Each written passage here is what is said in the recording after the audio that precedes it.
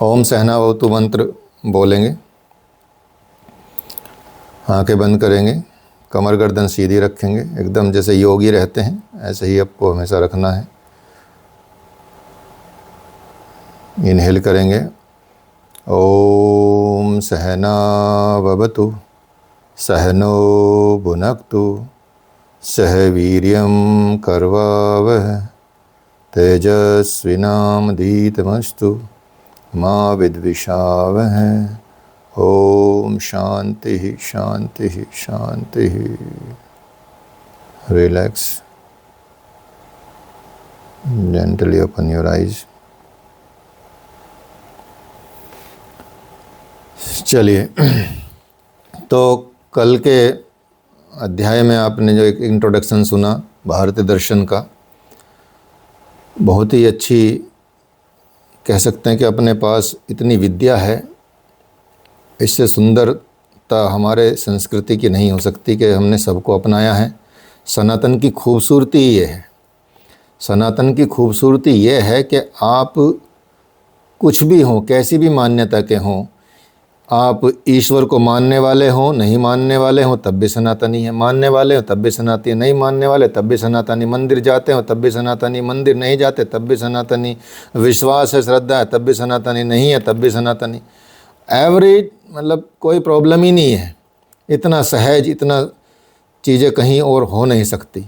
बहुत बाकी जगहों पे तो बहुत ज़्यादा प्रेशर है, यही मानना पड़ेगा, वही मानना पड़ेगा, ये करना पड़ेगा, वो करना पड़ेगा, इसके अलावा कुछ कर नहीं सकते। तो यहाँ यही है कि चार वाक के अलावा जितने भी दर्शन हैं भारत के, उन्होंने सब ने, जैसे आपको कल बताया था, कि मोक्ष को ही जीवन का अंतिम लक्ष्य माना है। लेकिन अलग अलग दर्शनों में मोक्ष के भी अलग अलग अर्थ हैं।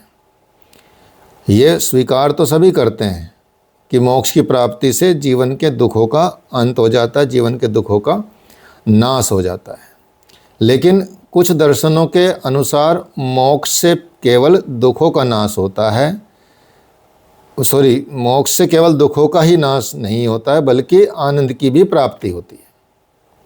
तो जो बौद्ध दर्शन हुआ, जैन दर्शन हुआ, ये जो दर्शन है ये मोक्ष से आनंद की प्राप्ति होती है, इनके अनुसार ये इनका मत रहता है। और वैसे भी अपने आप में मोक्ष आनंद ही है। मोक्ष का जब दुख का अंत हो जाएगा तो वो तो एक आनंद स्वरूप अपने आप ही हो जाता है। इसलिए आप देखेंगे जितने भी संत महात्माओं का नाम रहता है वो उसी नाम से है। जितने अपने संत हैं देखेंगे कि सारे संतों का नाम ऐसे ही है, आत्मानंद, अभ्यानंद, शेषानंद, सर्वानंद, ये सारे नाम ऐसे ही हैं, माधवानंद, अवधेशानंद, ये सब नंद ही आनंद, अर्थात उनको आनंद तक पहुंचना, उस आनंद तक पहुंचना। तो वो भी ऐसा ही है कि उसी लेवल तक पहुंचने की बात की गई है। तो हर दर्शन की ये बात की गई है। बस चार वाक को यदि छोड़ दें तो यहाँ आप अवैदिक दर्शनों में जब हम चार वाक दर्शन की बात करते हैं तो चार वाक दर्शन में सबसे पहले जो अवैदिक दर्शन है या जिसको नास्तिक दर्शन कहा जाता है, उसमें सबसे पहले नाम आता है चार वाक का। ठीक है ना, चार वाक का नाम सबसे पहले लिया जाता है। और ये दर्शन कंप्लीटली भौतिकवादी दर्शन है, कंप्लीट भौतिकवादी है, मेटलिस्टिक वर्ल्ड है कंप्लीटली, इसमें कोई दो राय नहीं है। और इस दर्शन के अनुसार क्या है कि जितना भी जड़ तत्व है या भौतिक तत्व की एक ही सत्ता है, एक ही सत्ता बताई गई है कि जो जड़ तत्व है या भौतिक तत्व है उसी की सत्ता अंतिम सत्ता है, उसके बाद कुछ नहीं है। जो दिख रहा है जड़ तत्व में, जो दिख रहा है भौतिक रूप से, जो दिख रहा है, जो उपलब्ध है, जो है, अब है तो अब है, इसके बाद कोई नहीं है, जीवन के बाद भी कुछ नहीं है।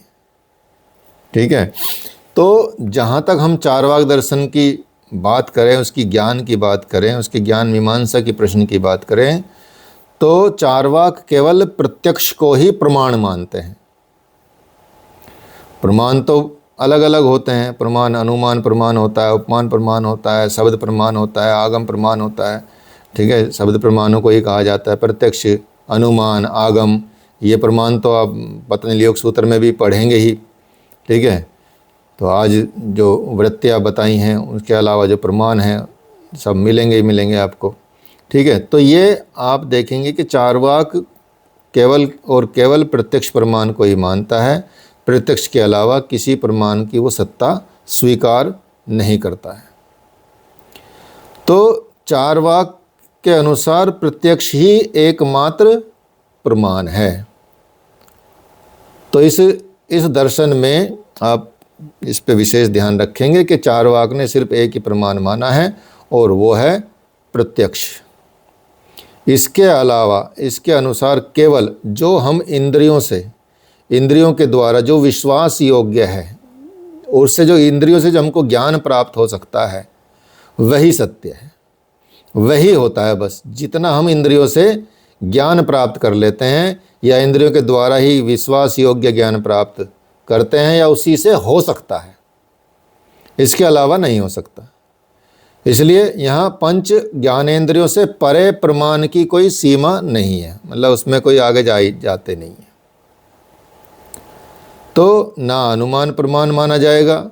अनुमान प्रमाण क्योंकि जो एक संभावना पर आधारित होता है, एक विचार पर आधारित होता है, जिसके एक फॉर्मूले भी हैं और जिसकी एक सिद्धांत भी हैं कि ऐसा अनुमान होगा तो ऐसा होगा। जैसे आग, धुआं देखेंगे तो निश्चित रूप से अग्नि होगी वहाँ पे।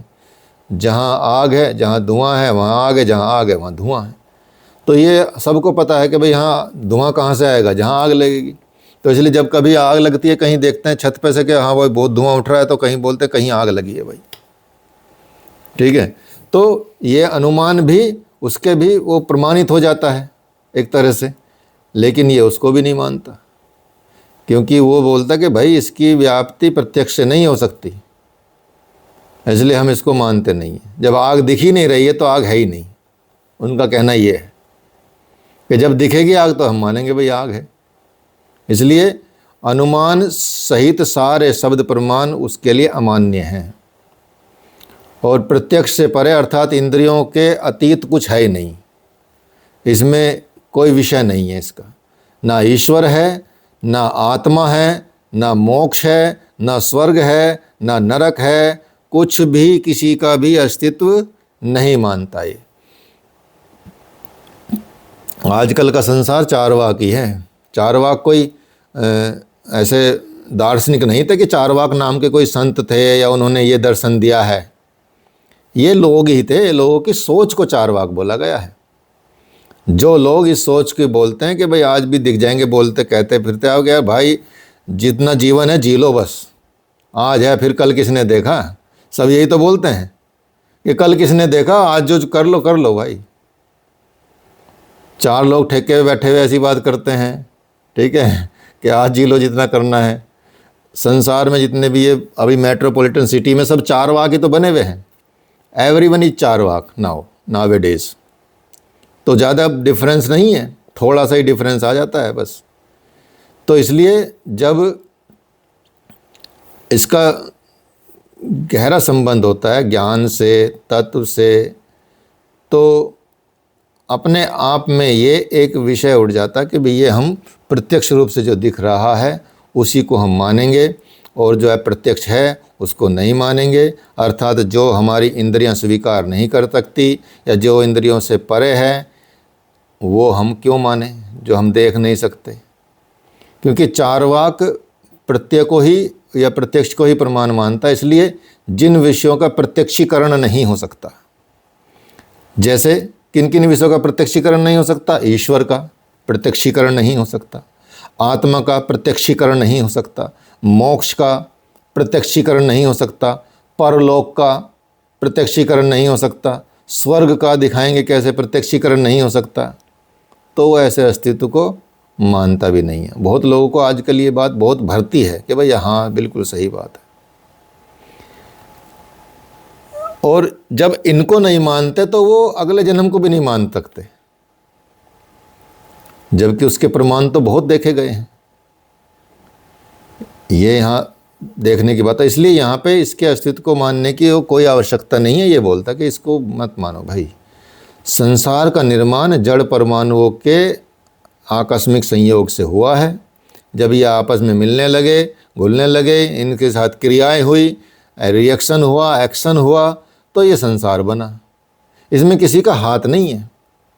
ऐसा नहीं कि किसी ने बना दिया हो, ऐसे कि बहुत व्यवस्था के हिसाब से बनाया हो, ये करा, तो ये ऐसे ही बन गया है, ऊट पटांगी बन गया है बस ऐसे ही। तो वो व्यवस्था को भी नहीं मानते, ईश्वर की व्यवस्था को भी नहीं मानेंगे कि भाई हाँ इसकी व्यवस्था को क्यों स्वीकार करें। तो पर वो इसमें भी यहाँ देखेंगे कि चारवाक सिर्फ पंच तत्व भी नहीं मानता। सोचिए, चारवाक दर्शन पंच तत्व में भी विश्वास नहीं करता या उसको भी नहीं मानता। तो किन तत्वों को मानता? वो केवल वायु को मानता है, वो केवल जल को मानता है, वो अग्नि को मानता, पृथ्वी को मानता, क्योंकि वो उसको प्रत्यक्ष दिख रहे हैं।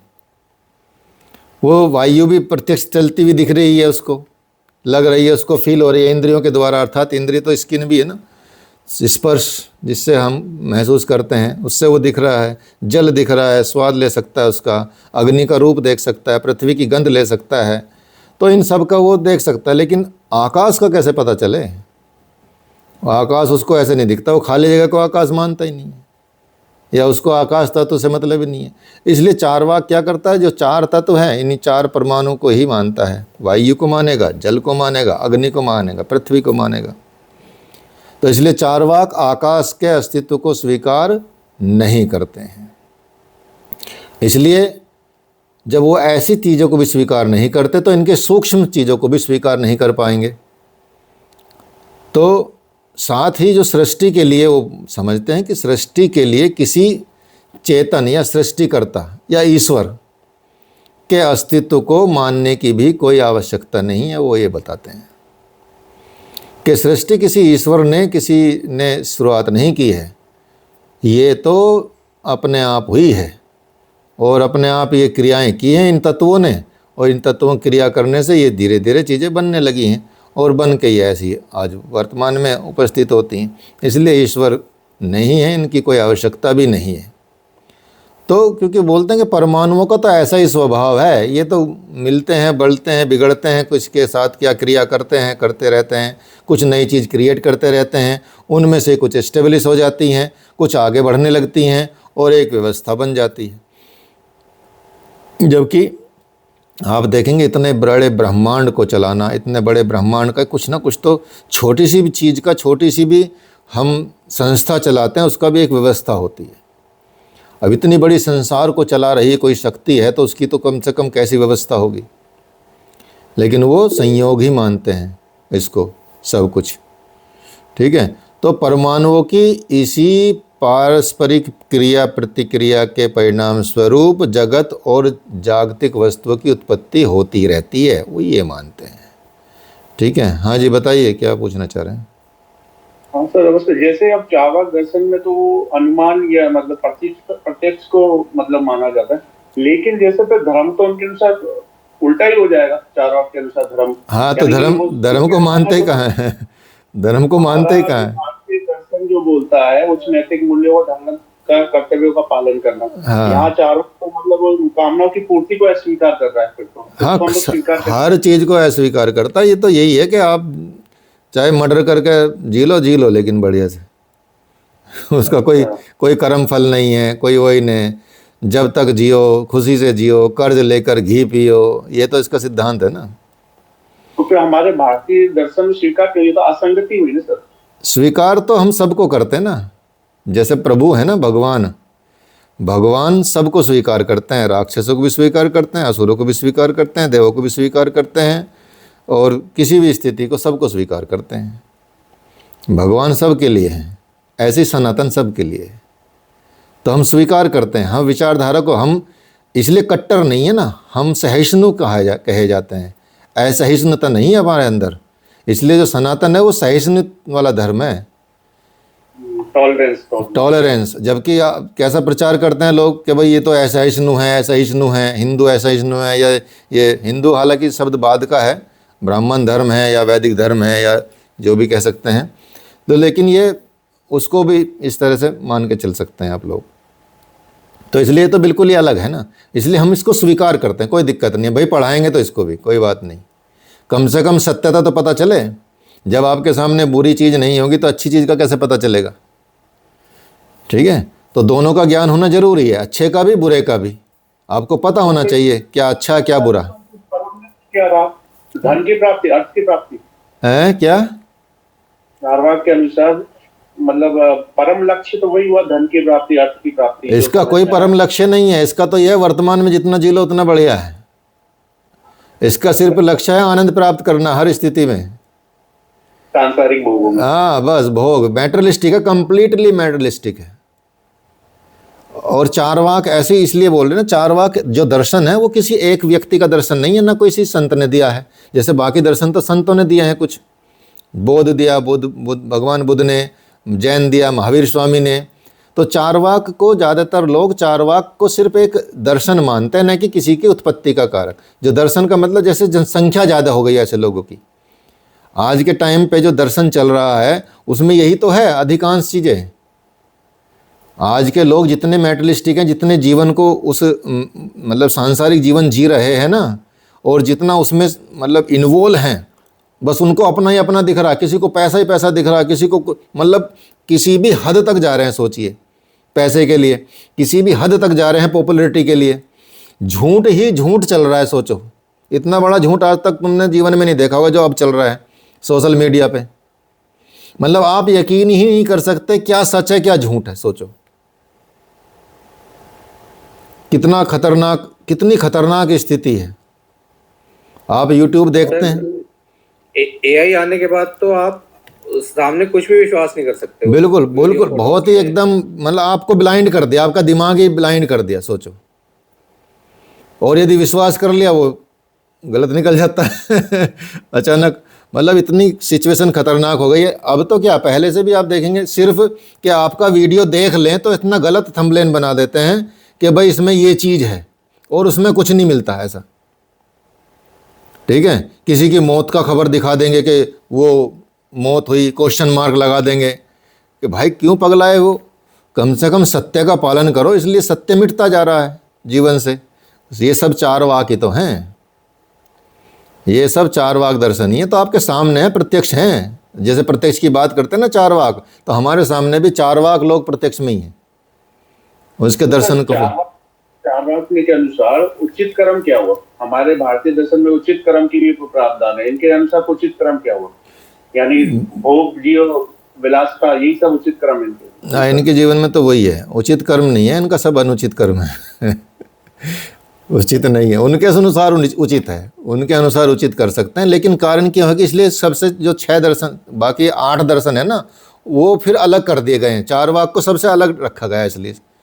ठीक है, हालांकि ये नास्तिक में ही आता है, लेकिन वो उतना नहीं है ना जितना भगवान बुद्ध का। ये बौद्ध दर्शन भी बहुत अच्छा है, जैन दर्शन भी बहुत अच्छा है, चाहे वो ईश्वर की सत्ता में विश्वास करते हो ना करते हो, वैदिक सत्ता में विश्वास करते हो ना कैसे। लेकिन उन्होंने अनैतिकता वाली बात नहीं करी, उन्होंने नैतिकता की बात की है। इन्होंने सारे पर्दे हटा दिए हैं। आज कौन नैतिक है बताओ? कौन नैतिकता की बात करता है इस जमाने में? कोई नहीं कर रहा ना, ज़्यादातर लोग ऐसे ही हैं। तो वो वही, ये हम हमारे तो सामने दिख रहे हैं ना ऐसे लोग। सोचो, कोई नैतिकता बची है जीवन में? जो फेसबुक पे, यूट्यूब पे, इंस्टाग्राम पे जो रील्स आ रही हैं, कहीं नैतिकता दिखती है आपको? नहीं दिखती। और जिनमें नैतिकता नहीं है उनकी पॉपुलैरिटी भी देख लो कितनी है। ये समाज ऐसा है। आप एक वीडियो डालोगे योग का, कोई भी लाइक नहीं करेगा कायदे का। और एक आप ऊट पटांग बकवास कर दो, कुछ भी बकवास कर दो, ठीक है, आपको मिलियंस ऑफ लाइक मिल जाएंगे, फॉलोवर बढ़ जाएंगे। ठीक है, तो ये है आज की नैतिकता, ये है। जैसे हमारे YouTube चैनल पे अब 1000 सब्सक्राइबर हुए 2-4 दिन पहले। ठीक है, सारे 1-1 घंटा 1-2 घंटे के वीडियो पड़े हमारे। एक भी बकवास वीडियो नहीं मिलेगा कि हाँ ये बकवास कर दीजिए, एक भी नहीं मिलेगा। तो हम अपने उसूल पे चलेंगे ना, अपनी नैतिकता पे चलेंगे। हमें नहीं चाहिए भाई, हमको YouTube से पैसा नहीं चाहिए इतना कि जब होगा तो होगा। लेकिन ऐसा कोई कि हम समाज में गंदगी फैला देंगे। कम से कम यदि इतिहास में पढ़ा भी जाएगा, लिखा भी जाएगा, सुना भी जाएगा, तो एक ही ऐसी चीज़ें मिलेंगी कि भाई हाँ ये अमृत था, ये अमृत है, यहाँ से ढूंढो अमृत। तो वो चीज़ है। तो वो सब आजकल वही, तो ये सारा चार वाक वही है। आजकल की सोशल मीडिया को चार वाक दर्शन कह सकते हो वर्तमान में, समझ गए। जड़ भूत विकारेषु चैतन्यम वत्तु दृश्यते तांबूल पूरा चूर्णानाम योगाद्राग इवोत्थितम। जड़ पदार्थों के विकास से चैतन्य उसी प्रकार उत्पन्न होता है जैसे पान, सुपारी और चूने के योग से पान की लाली निकलती है। इनका कहना ये है कि जो जड़ पदार्थ हैं उनसे चैतन्य इसी तरह से उत्पन्न हो जाता है जैसे पान में सुपारी और चूना लगाने से लाली निकलती है। ठीक है। अब पान में चूना और सुपारी लगा दोगे तो लाली कहाँ से निकल आएगी जब तक कत्था नहीं लगेगा। लाली तो कत्थे से निकलती है। चलो मिक्स होकर नया रंग बन जाता है, वो अलग बात है, लेकिन ऐसा नहीं कि वो चेतन बन जाएगा कोई भी, कितना भी कोशिश कर लो आप जल तक नहीं बना सकते लेबोरेटरी में, जल पानी नहीं बना सकते, जबकि आपको पानी का कंपोजिशन पता है H2O। ठीक है, अलग तो कर सकते हो, लेकिन अभी तक तो साइंस ऐसी डेवलप नहीं हुई कि वो पानी बना दे। बना के दिखा दो, आज तक अभी नहीं बना है, प्रयास किए गए हैं बहुत। तो H2O को मिला के पानी बनना चाहिए, लेकिन बनता नहीं है। तो क्या कारण है? क्योंकि उसको बाउंड करने वाली जो एनर्जी है वो है चेतन तत्व, इसलिए पानी को जीवन कहा जाता है। जल ही जीवन है, ये कहा सुना होगा अपने लोगों ने, बहुत बार सुना है ना, जल ही जीवन है। तो जल ही जीवन का मतलब ये कि अगर जल से जैसे जीवन है तो जल से जीवन होना चाहिए, लेकिन वास्तव में जल स्वयं में ही जीवन है। जल अपने आप में एक लाइव एनर्जी है, लाइव फोर्स है। आप इसके जल के जो क्रिस्टल होते हैं, आप इसमें आप रिसर्च भी करेंगे, पढ़ेंगे भी, क्योंकि मैं कर रहा था इस पे, थोड़ा रिसर्च कर रहा था जब ज्योग्राफी था मेरे पास। ठीक है, तो जल पे जब किया गया तो उसमें जब साइंटिफिक रिसर्च भी है कि जब आप किसी को जल देते हैं, पानी कह के देंगे तो उसके क्रिस्टल बदल जाएंगे, और जल कह के देंगे तो क्रिस्टल बदल जाएंगे। जिस भावना से दोगे उस भावना के क्रिस्टल बदल जाएंगे।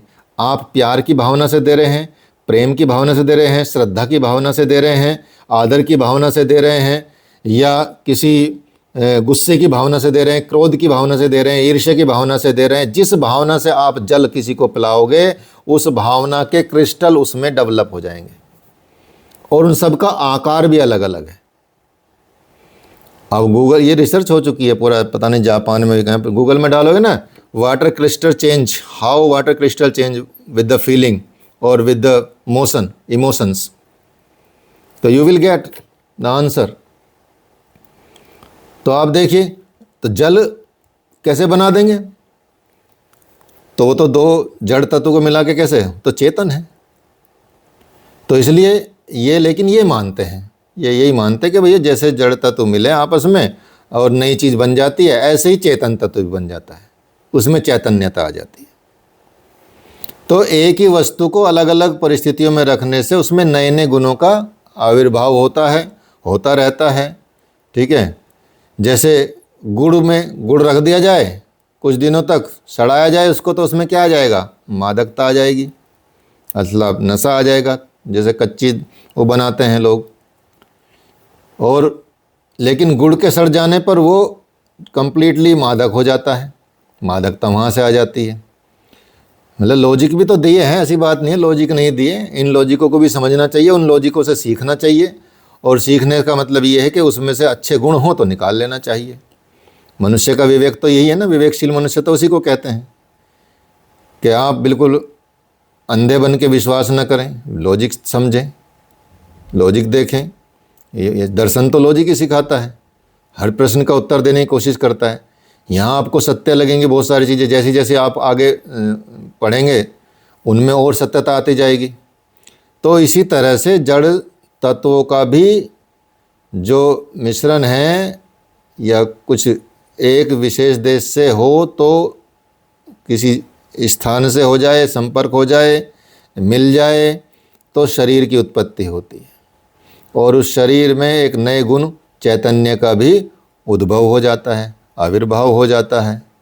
तो यहाँ इस तरह से ये चीज़ें बन जाती हैं। तो शरीर से अलग आत्मा का कोई प्रमाण नहीं है, ये बोलते हैं। शरीर से भिन्न आत्मा का कोई प्रमाण नहीं बोलते ये। चैतन्य विशिष्टो देव एव आत्मा, मृत्यु के बाद शरीर नष्ट हो जाता है और उसे ही जीवन का अंत समझना चाहिए, उसके बाद कोई जीवन है ही नहीं। शरीर नष्ट, जीवन नष्ट। मोबाइल का शरीर नष्ट, उनके हिसाब से तो आई क्लाउड पे आएगा ही नहीं माल।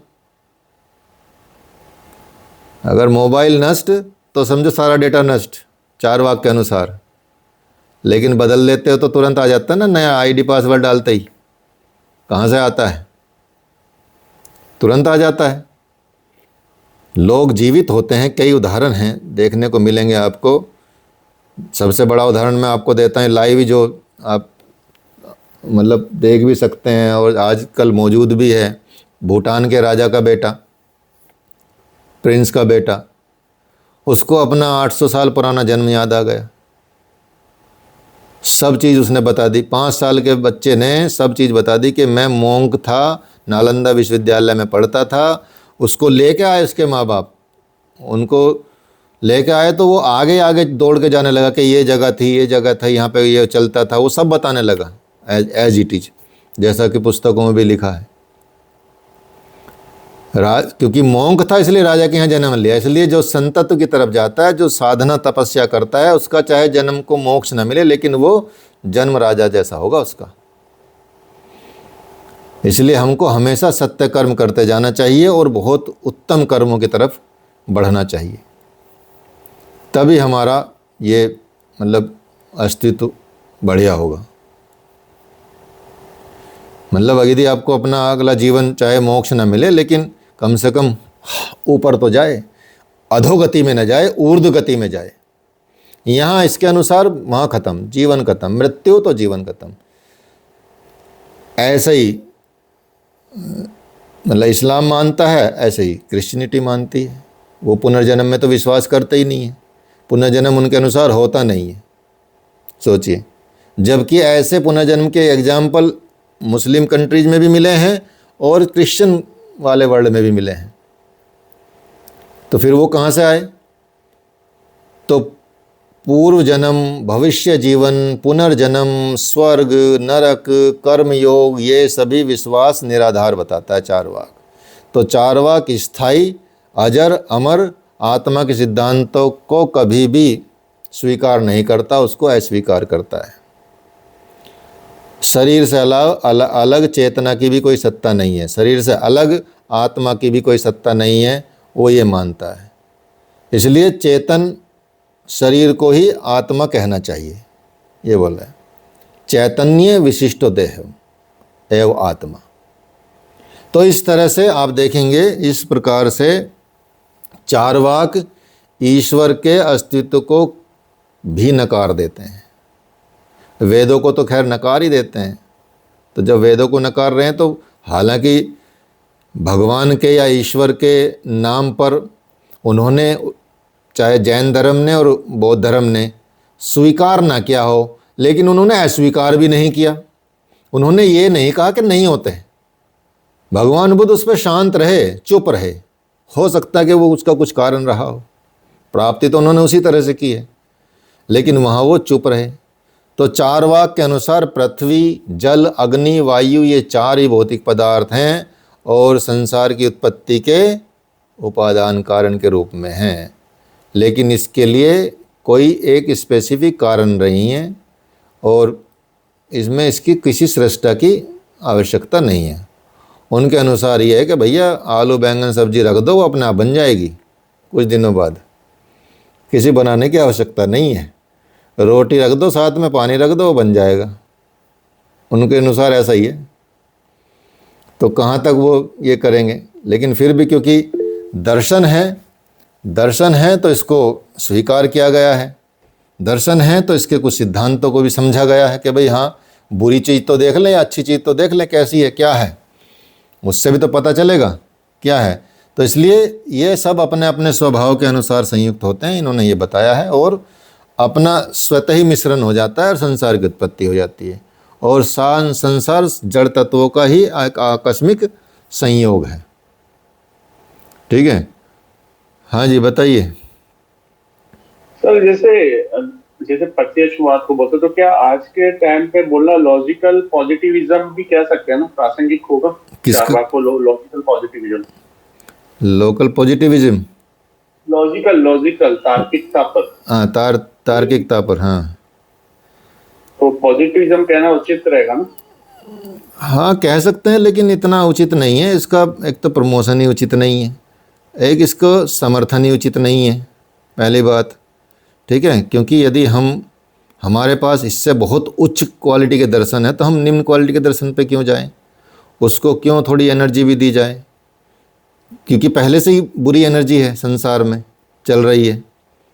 कोई ऐसा तो मतलब पॉजिटिव चीज़ तो दिख नहीं रही है कहीं कहीं। तार्किक प्रत्यक्षवाद पर है और लोकायत मत के अनुसार स्वीकृत है आजकल। अगर पूरा उसमें देखे तो उस परिप्रेक्ष्य में बोल रहा था, अगर इसको आलोचना करें तो इस रूप में कर सकते हैं। हाँ कर सकते हैं, विचार अच्छा है, कर सकते हैं। और आलोचना है भी इनकी, ऐसी बात नहीं कि आलोचना नहीं की लोगों ने वो भी मिलेगा आपको, और उससे रिलेट भी करता मिलेगा। जो आप बोल रहे हैं उससे रिलेट मिलेगा। तो आलोचना तो अच्छी बात होती है, बुराई गलत बात होती है।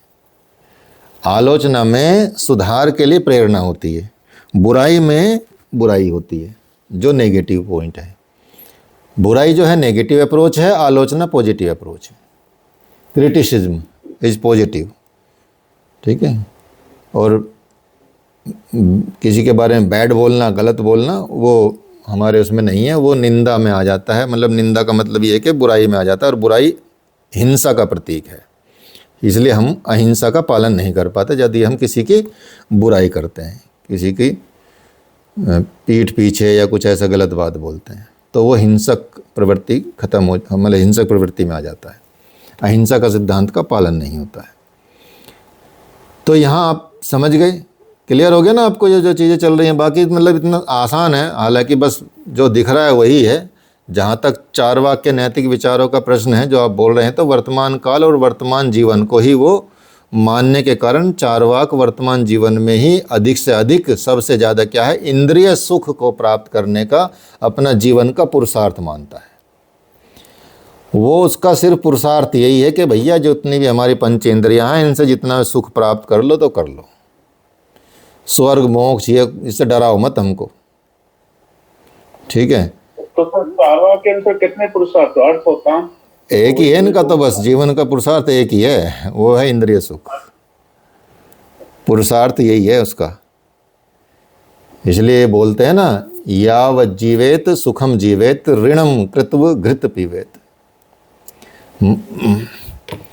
मर्मीभूतस्य देहस्य पुनरागमन कुटः। और आगे भी इन्होंने बताया, अग्निहोत्रम त्यो वेदरास दंडम भस्म गुंठनम बुद्धि पौरुष हीनानाम जीविका धान निर्माता पशु विचेन हित स्वर्ग ज्योतिष्टिमो समितस्य स्वापिता यजमानने तत्र कस्मान्य हृष्यते। अग्निहोत्र, तीनों वेद, 3 दंड धारण करना, भस्म लगाना, ये बुद्धि और पुरुषार्थ से रहित लोगों की जीविका है। वो कोई किसी ब्रह्म ने नहीं बनाया कुछ भी। ये सब पाखंड है जितना भी चल रहा है। ये वेद हैं, उपनिषद हैं, यज्ञ हैं, ये सब पाखंडी लोगों का काम है, जिन्होंने अपने अपने लाभ के लिए बनाया है, ये बोलते हैं।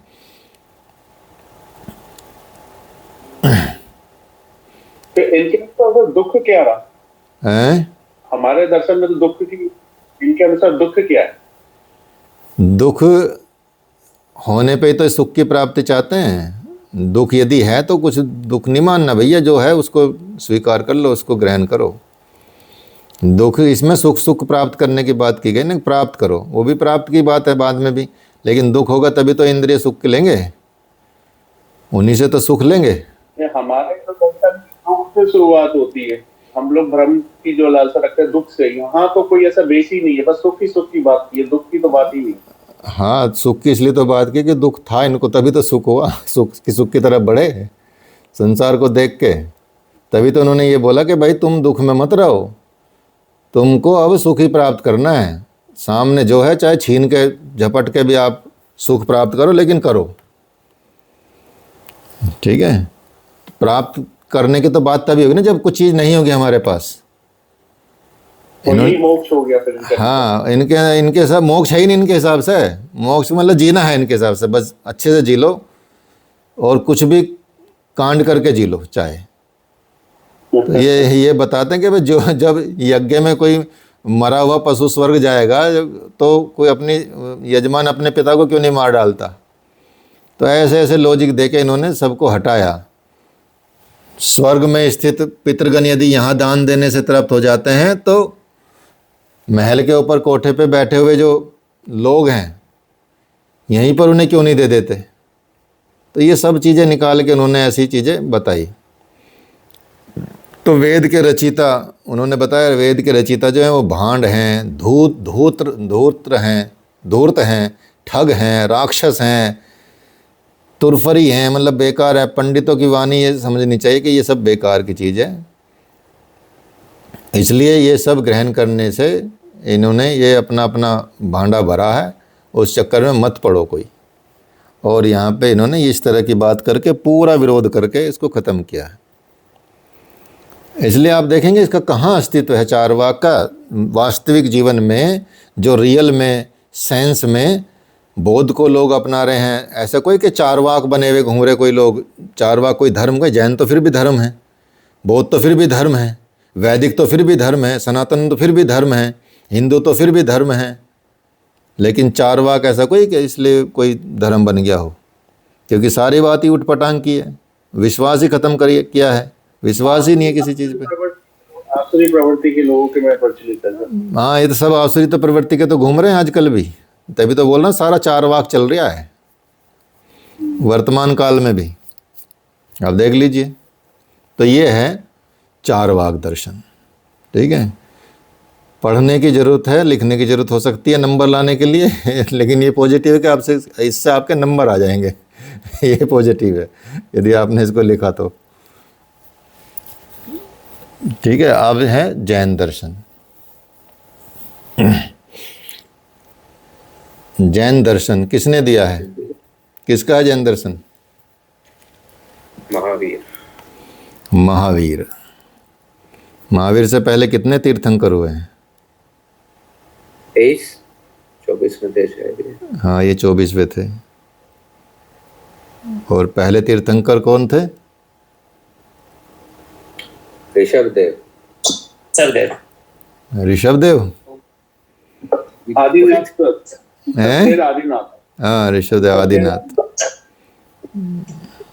वेरी गुड, बड़े समझदार लोग हो, इंटेलिजेंट तो हो, तभी नंबर ज़्यादा आते हैं आप लोगों के एग्जाम में। तो महावीर स्वामी ने जैन धर्म, जैन कहाँ से बना है?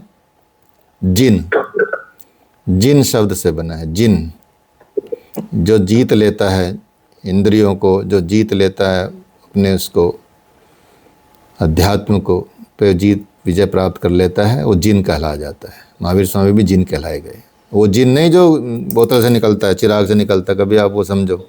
अरब वाला नहीं है ना ये हिसाब किताब, ये यहाँ है इंडिया वाला है। पता चला सब चिराग घिसने लगेगा, अभी जिन निकालेंगे। तो महावीर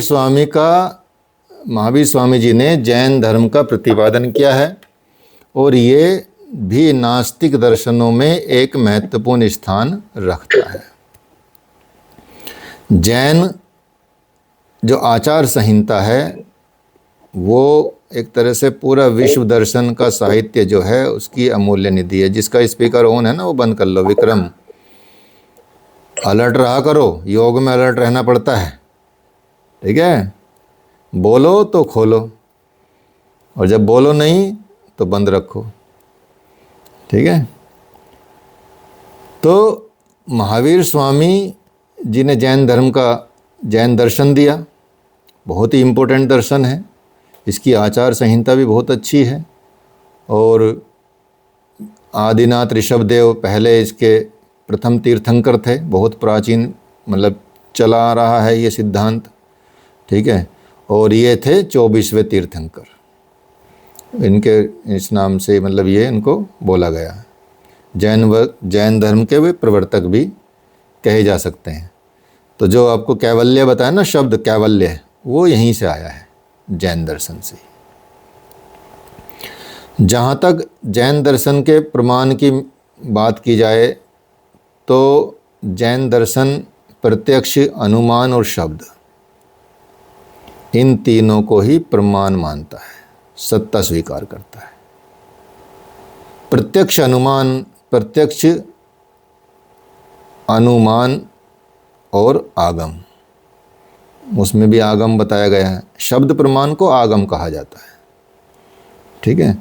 तो पतंजलि योग सूत्र में भी यही 3 प्रमाण बताए गए हैं। वैसे प्रमाण और की भी संख्या है, मतलब लगभग 8-9 प्रमाण है, कई जगह पे 9 प्रमाणों का भी उल्लेख है, लेकिन वो सारे प्रमाण ना इन तीनों प्रमाण में आ जाते हैं। जब आप थोड़ा गूढ़ता से उनको समझेंगे, पढ़ेंगे, तो वो इन्हीं का एक तरह से एक्सटेंशन है, बढ़ा दिया गया है इनको। बाकी सब उसी में आ जाते हैं जितने भी प्रमाण हैं। जब आप सांख्य योग पढ़ेंगे, सांख्य दर्शन पढ़ेंगे, उसमें भी आप देखेंगे प्रमाणों की संख्या, बाकी और में भी देखेंगे। तो जैन दर्शन देखिए कितना महत्वपूर्ण है कि इन्होंने जो आस्तिक दर्शन है, योग दर्शन, उसके प्रमाणों को इन्होंने स्वीकार किया है, उसको ये मानते हैं। तो ये प्रत्यक्ष को भी मानते हैं, अनुमान को भी मानते हैं और शब्द प्रमाण को मानते हैं, तीनों की सत्ता में विश्वास करते हैं। तो जैनियों के अनुसार जो है प्रत्यक्ष ज्ञान की उत्पत्ति का भी क्रम है।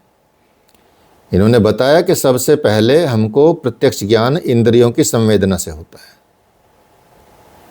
जैसे आप मान ले कि हमें कोई ध्वनि, हम कोई आवाज़ सुनते हैं, ध्वनि सुनते हैं। प्रारंभ में ये ज्ञात नहीं होता कि ध्वनि किसकी है। इस मतलब क्लियर आ जाए तो चलो अलग बात है, यदि पहचान आती है तो अलग बात है, क्योंकि अब तो हमको आदत पड़ गई है कि अच्छा कुत्ता भौंक रहा तो हमको पता चल जाए कुत्ते की ध्वनि है। और जिसने कभी कुत्ते की आवाज़ ही ना सुनी हो तो उसको क्या लगेगा कि भाई कुछ तो प्राणी है जो भौंक रहा है या कुछ बोल रहा है। तो इस अवस्था को उन्होंने अवग्रह हुआ, इसका मतलब उसमें केवल विषय का ग्रहण हुआ, इसलिए अवग्रह बोला गया। सिर्फ विषय का ग्रहण हो गया, साउंड आई। तब मन में एक प्रश्न उठेगा उनके कि ये ध्वनि किस वस्तु की है। जब ये प्रश्न आ जाए तो इस अवस्था को इहा कहा गया। इसमें ध्वनि आई, उसको अवग्रह कहा गया, और अवस्था आई तो उसको इहा कहा गया। इसके बाद निश्चित रूप से या निश्चयात्मक एक ज्ञान होता है, प्राप्त होता है कि ये ध्वनि इस चीज की है या इस वस्तु की है। इसे उन्होंने अवाय कहा है, अवाय या अवाम, अर्थात इसका अर्थ निश्चित हो गया है। इस तरह से जो ज्ञान प्राप्त होता है उसका मन में धारण होता है और इसको हम धारण कहते हैं। इस तरह से उसको प्रत्यक्ष ज्ञान को उन्होंने इस तरह से एक्सप्लेन किया है। चार्वाक की तरह ही जैन दर्शन भी ये मानता है कि भौतिक जो पदार्थ हैं, 4 तत्वों के मिश्रण से इस तत्वों के अतिरिक्त अनुमान के द्वारा आकाश, काल, धर्म, अधर्म का ज्ञान होता है। इन्होंने भी इसी तरह से माना है, इसलिए इसको भी नास्तिक दर्शन बोला जाता है, ठीक है। लेकिन जो जैनी हैं अब उनका कितना मतलब दृढ़ विश्वास होता है, पूरा आस्तिक होते हैं वो कंप्लीटली। आप देखिए मतलब वो इतना ज़्यादा अलग भी नहीं हो पाए, जैन भी इतना ज़्यादा अलग नहीं हो पाए। हालांकि बौद्ध थोड़े से अलग हो गए हैं, लेकिन जैनों के आप जैनियों को देखोगे वो अपने महावीर स्वामी जी को तो मानते ही हैं, लेकिन साथ साथ में आप देखोगे वो कई मतलब होली, दिवाली सब मनाते हैं, सारे त्यौहार मनाते हैं, ठीक है। उनके घर में बाकी भगवान राम की भी तस्वीर मिल जाएगी, शिव जी की भी तस्वीर मिल जाएगी, सब मिल जाएगा। ऐसा तो वो बिल्कुल सेपरेट नहीं कर पाए अपने आप को, उनका मन नहीं माना कि यार चलो भगवान की तस्वीर तो लगा ही लें, कोई बात नहीं, नाम भी उनके ऐसे ही हैं सारी चीज़ें। तो इसलिए हालांकि बौद्ध ने थोड़ा सा और ये गए, इसलिए बौद्ध यहाँ से धर्म यहाँ से ख़त्म ही हो गया, भारत से। भारत में नहीं है बौद्ध, भारत में बौद्ध रहते हैं लेकिन भारत में धर्म नहीं है। तिब्बत है, जैसे तिब्बत के लोग भी अपना यहाँ रहते हैं धर्मशाला में, जो हिमाचल प्रदेश में ना धर्मशाला, यहाँ इसको कैपिटल बोला जाता है, धार्मिक कैपिटल तिब्बत की। तिब्बत की कैपिटल वैसे क्या है? तिब्बत की कैपिटल इंटरनेट में देखे बिना बताओ क्या है? कौन बताएगा? लिहाजा। हाँ देख लिया, देखो इन्होंने एकदम से देख लिया, पहले गूगल में नहीं देखा। नहीं देखा। हाँ एक सेकंड होल्ड कीजिएगा। चलिए, तो जैसे चारवाक दर्शन ये मानता चार तत्व से, तो वैसे ही जो भौतिक द्रव्य के चार प्रकार हैं उनके मिश्रण से ये बनता है। जैसे कि बताया कि इसीलिए जो इसने स्वीकार तो किया है, लेकिन बौद्ध धर्म एकदम कम्प्लीटली अलग हो गया है। और कैपिटल भी बढ़िया बताइए इन्होंने, लिहाजा, लिहाजा या लिहाजा। यहाँ पे धर्म सम्मेलन होता है, यहाँ पे धर्मशाला में एक बार मैं गया था, उसमें तो 4-5 दिन का प्रोग्राम रहता है। वो एक वो मिलता है, वो तिब्बत में बोल दलाई लामा रहते हैं, दलाई लामा और बहुत सारे और भी धर्म गुरु आते हैं उनके। तो वो पूरा का पूरा अपना वो धर्म का विशेषता बताते हैं। बहुत सारे अंग्रेज़ ज़्यादा जाते हैं वहाँ पे, तो एक अंग्रेज़ी लेके गया था मुझे भी वहाँ, मेरा फ्रेंड है रोमानिया, वहाँ का, रोमानिया का। तो वहाँ एक रेडियो मिलती है, रेडियो आपको वहाँ 100 रुपये की 150 रुपये की मिलती है एक। तो वो उसी फ्रिक्वेंसी पे आप जिस भाषा को सेट करेंगे, हिंदी, इंग्लिश और या कोई भी फ्रेंच, जर्मन, रशियन, उसी भाषा में आपको उनके भाषण सुनाई देते हैं। आराम से आप वहाँ पे रह सकते हो और वहाँ जाके आप मतलब उनके वो अटेंड कर सकते हो जब चाहो तब, जब उनका चलता है प्रोग्राम में, 1 साल में हर साल होता है। तो यही बताते हैं कि इसलिए ये बताते हैं कि उनके बाद, इन तत्वों के मिश्रण के बाद जो बाद में चीज़ें आती हैं, वो फिर आकाश, काल, धर्म और अधर्म, इन सब का हमको बाद में ज्ञान होता है। तो लेकिन भौतिक द्रव्यों की स्थिति के लिए एक प्लेस या स्थान की आवश्यकता होती है। वो बोलते हैं जीव, धर्म, अधर्म, ये सब आकाश में स्थित है। एक स्थान जो है वो आकाश है और आकाश में ये सब स्थित होते हैं। इसलिए उन्होंने इस आकाश को स्थान बताया है कि इन चारों तत्वों से जो बनने वाली चीज़ें हैं, उन चारों तत्वों से बनने वाली चीज़ों का जो स्थान है वो ये आकाश है। ये जब, और ये आकाश, ये स्थान बहुत आवश्यक है, इसलिए उन्होंने ये चीज़ें बताई हैं।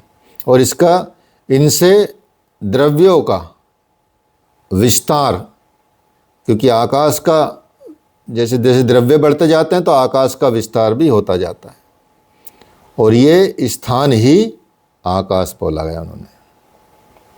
तो इसलिए बताया जाता है कि द्रव्यों की जो अवस्थाएं हैं, उनका जो क्रमिक परिवर्तन का काल है, वो बिना इसके नहीं हो सकता। जो ये आकाश तत्व है, इसके बिना नहीं हो सकता। तो चाहे कुछ भी हो, इसके बिना संभव नहीं है। परिणाम, क्रिया, नवीनता, प्राचीनता, कुछ भी संभव नहीं है। तो जहाँ तक हमें ये दिखाई पड़ता है कंप्लीटली, जो भी हमको इसकी गति दिखाई दे रही है, इसकी स्थिति दिखाई दे रही है इस जगह की और इसकी, तो चाहे कुछ भी हो, चाहे धर्म हो या अधर्म हो, चाहे गति हो चाहे स्थिति हो, सबका कारण इसी तत्व में विराजमान होता है। जो संसार पहले बन चुका 4 तत्वों से, फिर बाकी इसका रोल होता है। इसलिए बताते, इसके बाद की पश्चात की क्रिया बताते हैं वो, ठीक है। तो यहाँ सबसे पहले उन्होंने यही बताया कि जो धर्म है वो अपने आप में एक, कह सकते हैं, गतिशील द्रव्यों की गति है। उसमें ये सहायता करता है, और उस द्रव्यों की गति को बहुत ही एक तरह से जो ये तत्व होते हैं बाकी, उसको आगे ले जाने का काम करते हैं। यहाँ ये इन्होंने बताया। तो प्रत्यक्ष और अनुमान के द्वारा इन्होंने ये प्रमाणित करने की भी बात की गई है। तो अनुमान हो गया शब्द प्रमाण में इन्होंने बताया है कि शब्द प्रमाण जो होते हैं, मतलब ये तो सेम ही बात की गई है, जैसे कि उसमें भी की गई थी, उसमें पतंजलि योग सूत्र में भी की गई है और बाकी और सिद्धांतों में की गई है। शब्द प्रमाण क्या होते हैं, कौन बताएगा शब्द प्रमाण के बारे में?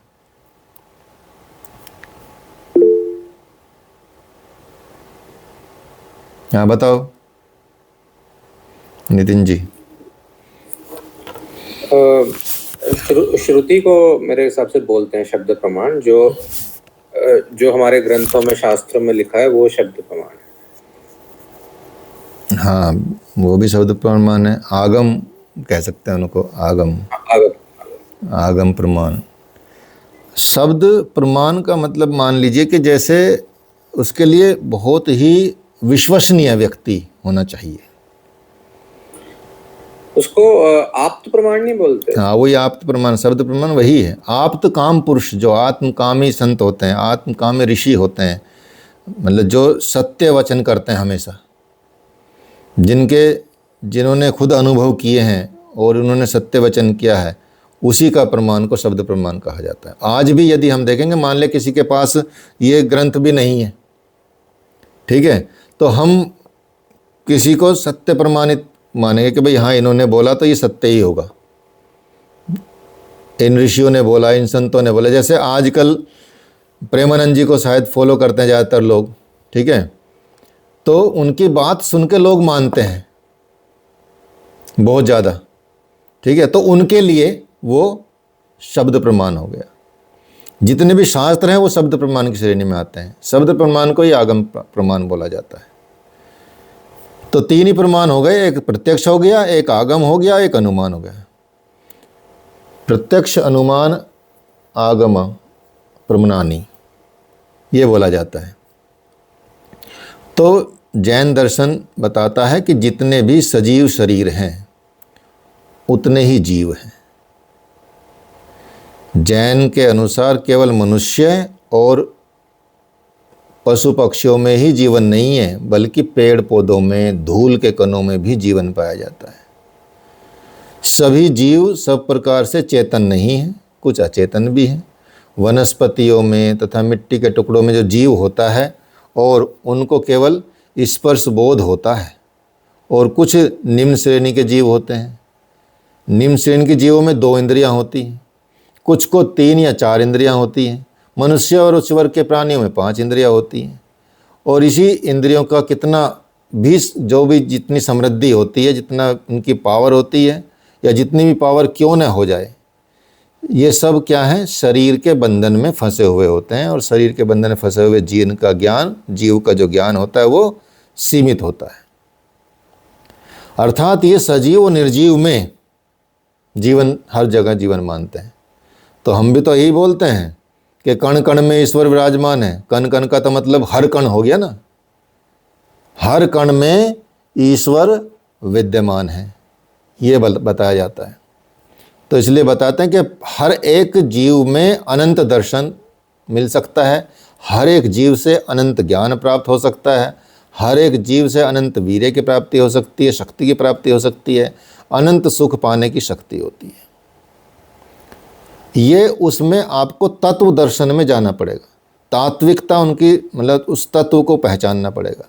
ये जीव के स्वाभाविक गुण हैं, और जीव की अपनी इच्छाएं, काम, क्रोध, लोभ, मान, माया, मोह, ये सब उनको अपनी ओर आकर्षित करती।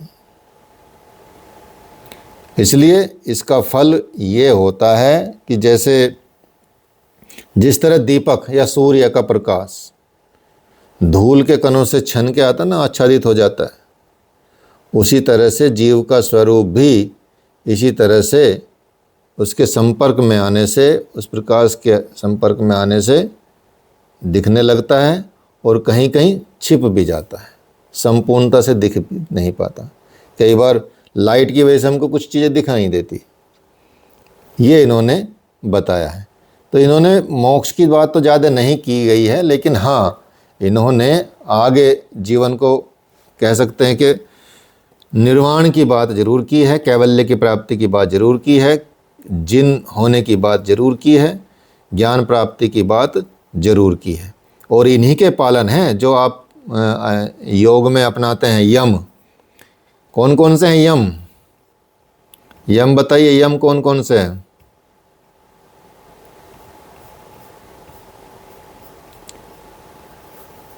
बताओ। विक्रमजीत बताएगा। विक्रमजीत है ना? विक्रम आनंद, इसके तो नाम में भी आनंद छिपा है। बताओ आनंद। सर सत्य, अच्छा, अहिंसा, हाँ, अस्तेय, हाँ, ब्रह्मचर्य और अपरिग्रह। अच्छा।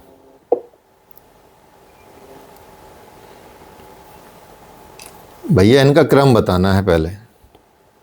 जैसा क्रम से है ना वैसे ही क्रम से बताना है,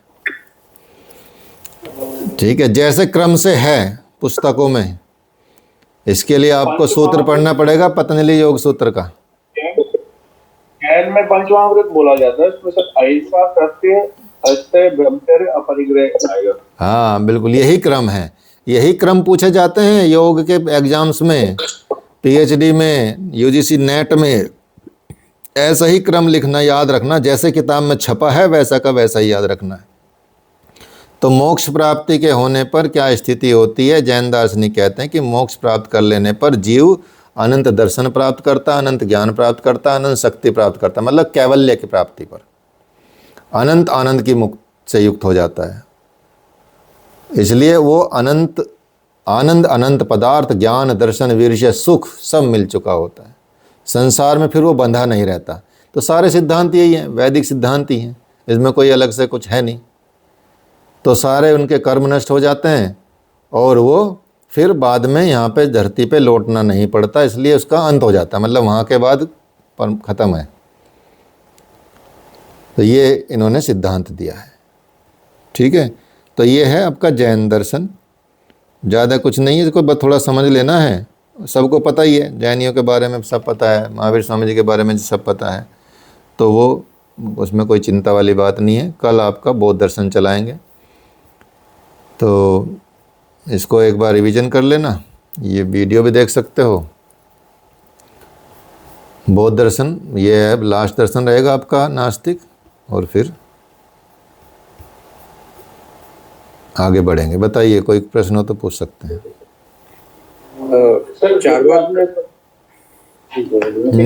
नितिन जी बोलें, बताइए। चार्वाक दर्शन के विषय में जैसे हम आज के टाइम में बोलते हैं कि साइंटिफिक